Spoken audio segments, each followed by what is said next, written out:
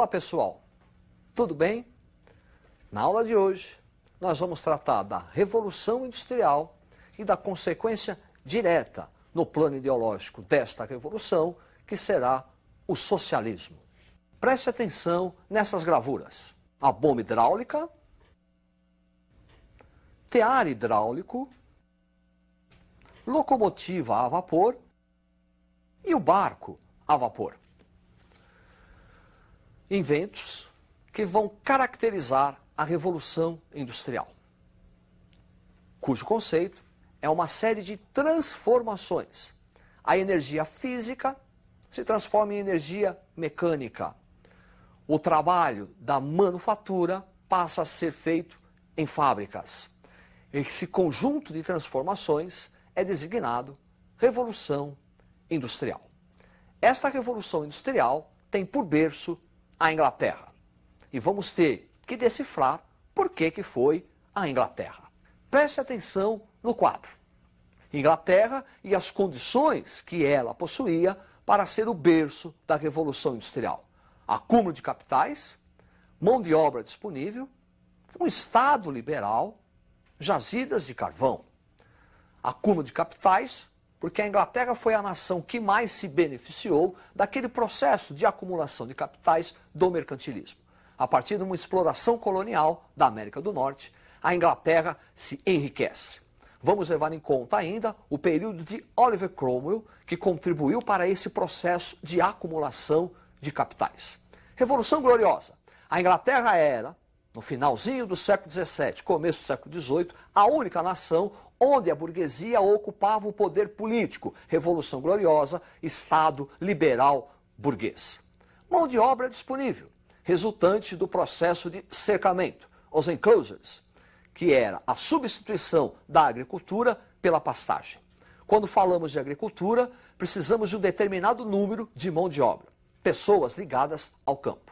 Quando falamos pastagens e cercamos o campo, daí o nome, Lei dos Cercamentos, para colocar as ovelhas, eu não preciso mais de um determinado número de pessoas. Ocorre um êxodo rural.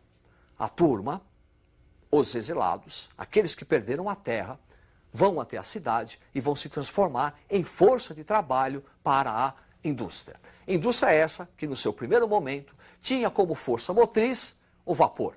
Daí a importância das jazidas. Por isso que a Inglaterra será o berço dessa Revolução Industrial.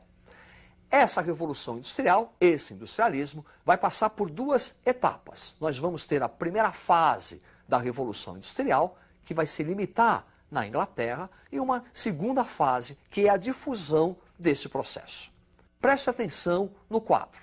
Etapas da industrialização, a primeira, século XVIII, Inglaterra, onde o capitalismo aqui será concorrencial. Os setores que vão se desenvolver é o têxtil, o siderúrgico e a agricultura agrícola.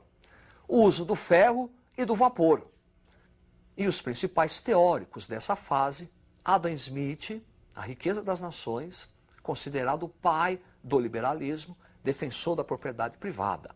E Davi Ricardo, que vai defender a tese do salário mínimo. Quer dizer, o trabalhador deveria receber apenas aquele salário que servisse para o seu sustento, auxiliando assim a riqueza da burguesia. No século XIX, um segundo processo de industrialização.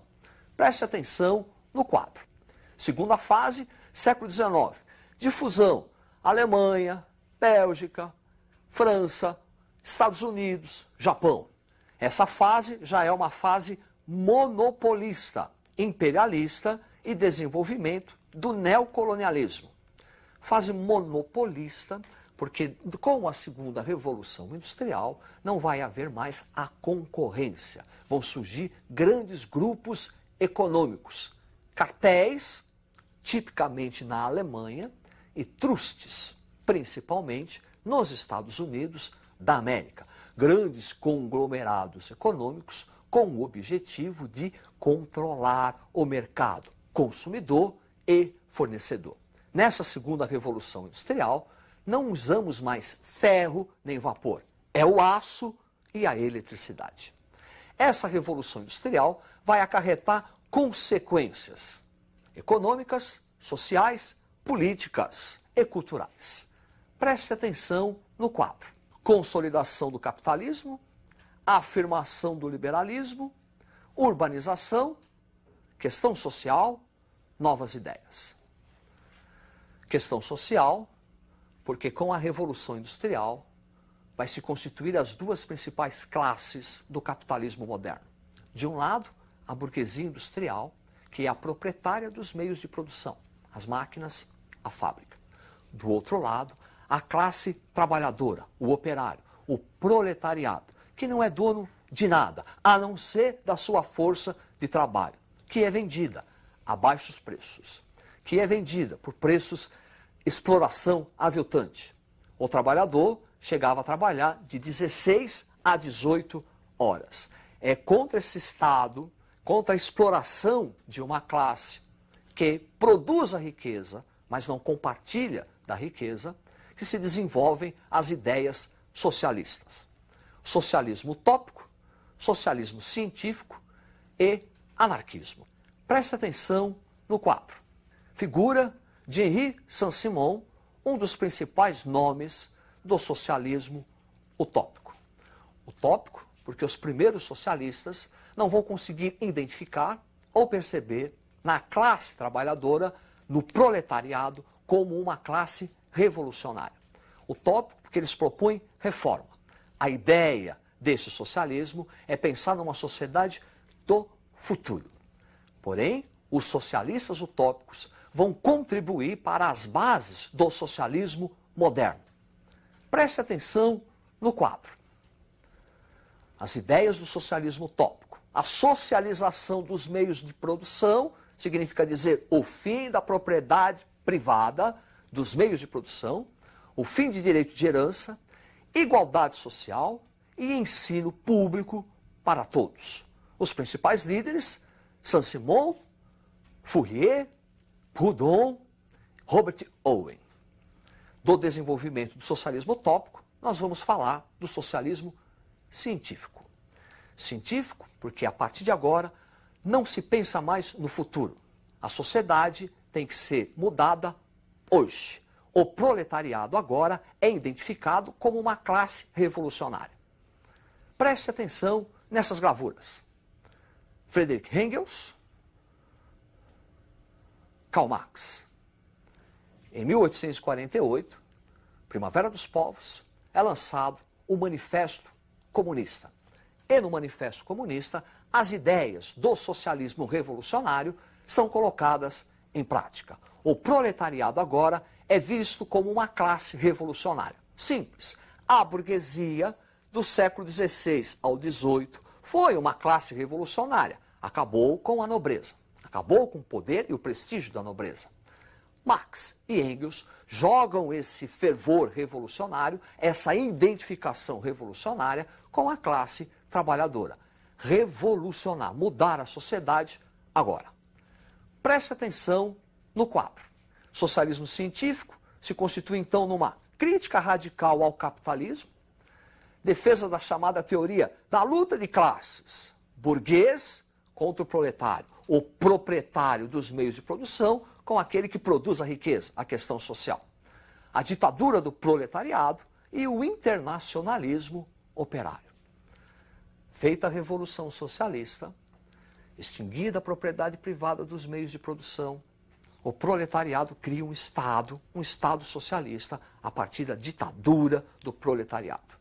E aí a ideia básica desse socialismo científico, internacionalismo operário. Perceba que é uma oposição ao principal conceito burguês. Qual que é o conceito burguês? Nacionalismo. Qual que é o conceito do proletariado? Internacionalismo. O Manifesto Comunista encerra da seguinte forma: proletários de todo o mundo, univos. Então, a base do socialismo científico é o internacionalismo operário. Além dessas ideias, outras questões sociais também se desenvolvem. A Igreja Católica, a partir do século XIX, começa a se posicionar. Ela critica o capitalismo, critica a exploração de uma classe sobre a outra, mas também critica a luta de classes, critica a ditadura do proletariado. E ela vai encontrar um meio termo. Presta atenção no quadro. Socialismo Cristão, Leão XIII e Rerum Novarum. A partir daí, a Igreja se posiciona diante da questão social. Condena o capitalismo, condena a exploração de um grupo sobre o outro, mas também condena o socialismo, condena a ideia de luta de classes. O socialismo cristão é caracterizado pela harmonia entre as classes. O trabalhador evita fazer a greve, evita entrar em confronto, e a classe patronal evita explorar demais a classe trabalhadora. Esses trabalhadores também vão se organizar em sindicatos. Voltando ao quadro, sindicalismo, Antônio Labriola, Georges Sorel, os principais líderes, e o anarquismo, Bakunin, Kropotkin. Os anarquistas farão uma crítica radical. Condenam não apenas a propriedade privada, mas também condenam a existência de todo e qualquer Estado, toda e qualquer forma de poder. Na visão dos anarquistas, a desigualdade social não está associada apenas à existência da propriedade privada. A desigualdade social está relacionada à existência de um Estado, à existência de um poder. Enquanto há Estado, há um grupo que domina o outro. Os anarquistas questionam qualquer poder, questionam qualquer Estado.